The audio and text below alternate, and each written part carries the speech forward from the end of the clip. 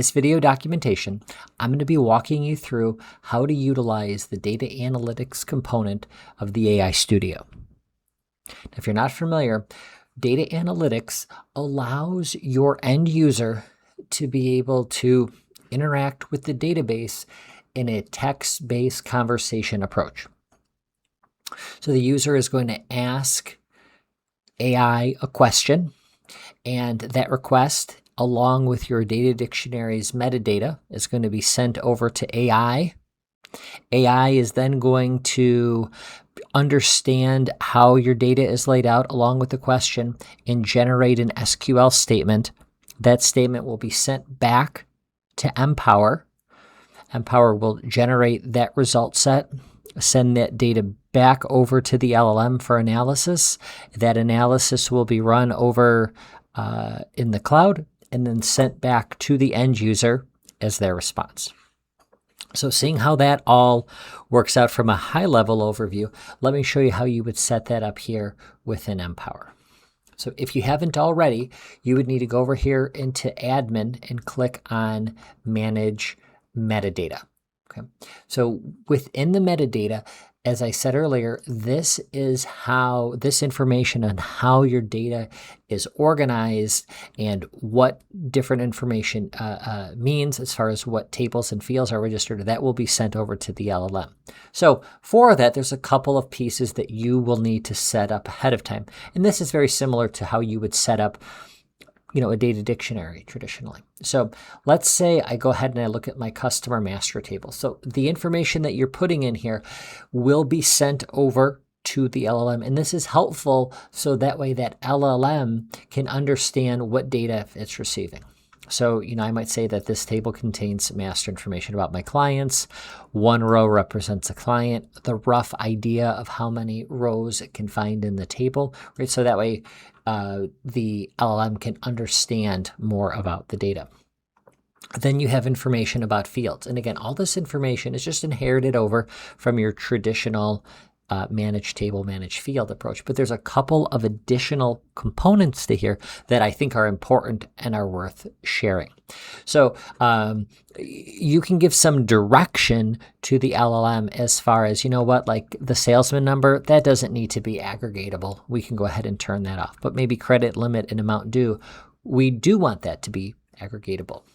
And maybe there's some information that we just don't feel the need to show AI. Maybe we don't need to show things like the address and let's say maybe the city, right? We can come in here and tell the database that we are not interested in sharing that information.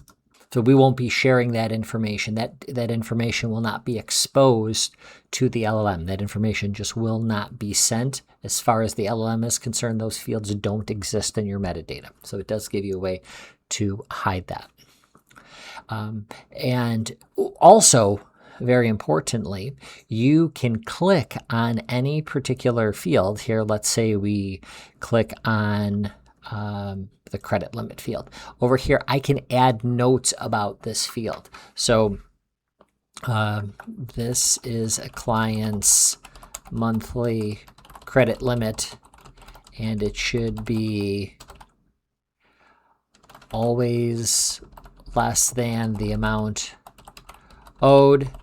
If not, this row should be flagged or something like that. So it allows you to add some additional instruction, and that information is all sent over to the LLM. Okay. Also, I just want to point out here the concept of relationships. So here you can see that I've given some direction within the metadata layer in how my data is to be organized or how it's connected with one another. So I'm going out and just making sure that the LLM knows that, hey, these fields are connected, right? We should join out to the states table on the state field, and we should join out to the sales history file on the customer number. Okay. So once that metadata is all cleaned up, you'll head over to AI Studio and we'll make a new assistant, and we'll be sure to click on Data Analytics, and we'll go ahead and say this is my customer info customer info analytics. All right. So we hit create, and I'm not going to go through a ton of this because this will be covered more in the AI Studio doc, but really the key parts here to what you want to understand is over here in the metadata, you can control what information you want to include, right? You might have a dictionary with lots and lots of tables, and maybe for this particular one, you only want to send certain pieces of info along with it. In our case, we want to go ahead and include everything. Also, if you had data models, I don't have any for this example, you could include those here as well. But having chosen none, all the information will be sent over by default. You can choose the LLM you want here within the purple. And then the only other thing that you'll want to include here is the system prompt. And we have another doc about how to handle system prompts. But any additional information that you think that the LLM needs to know, maybe this is how certain rules need to be followed. Maybe you run a calendar year that starts on July 1st instead of January 1st. Any of that information that the LLM needs to know, you should go ahead and add it to here. Okay, and again, that request at runtime that the user types in will be sent over to the LLM along with the system prompt and your metadata. So let's go ahead and run this just as an example. Okay, so now we are seeing what the end user sees here, and now is the time for the user to ask the question. So I might say something like, show me a list of my top 10 states based on sales data. So that request, along with the metadata, is being sent over to the LLM.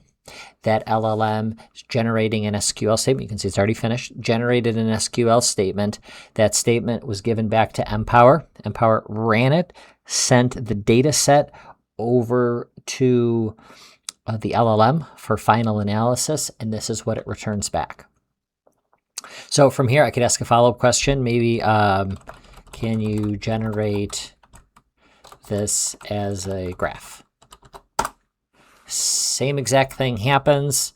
That request is sent over for the LLM to generate that graph and send that back to me. And here I can download that, put that into a presentation, or however I wanted to utilize that.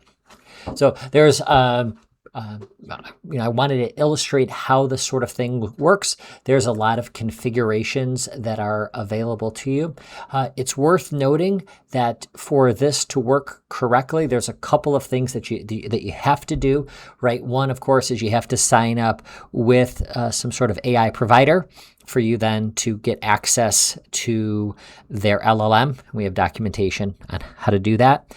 But within Empower, there's a couple of steps that you do need to do that I wanted to make sure you saw here.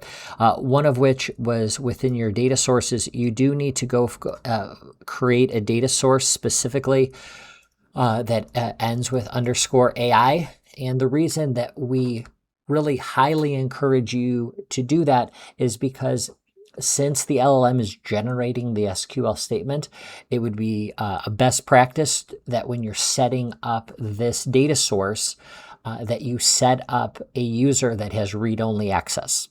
Okay, so that's important to ensure that the LLM can only be generating SQL statements that your database will run. In this case, only if they're read-based. Once you set that up, then you would need to come back over here into your dictionary configuration and go to Runtime Application Settings. And if you go into text mode, and this only needs to be done once, but down here towards the end, you'll see that I've just created a second data source, really just copying the one that's here and appending that _AI. Again, that's telling Empower, hey, this is how we should connect out to make AI requests within this dictionary. So just a couple things you have to do there. And then it is worth noting that depending on whatever LLM you picked, you do have the opportunity to change them based on if you want one to be a little bit more performant or a little bit one to be a little bit more in-depth in your answer. So it's certainly something you can customize. If you have any questions, please feel free to contact us. Thank you.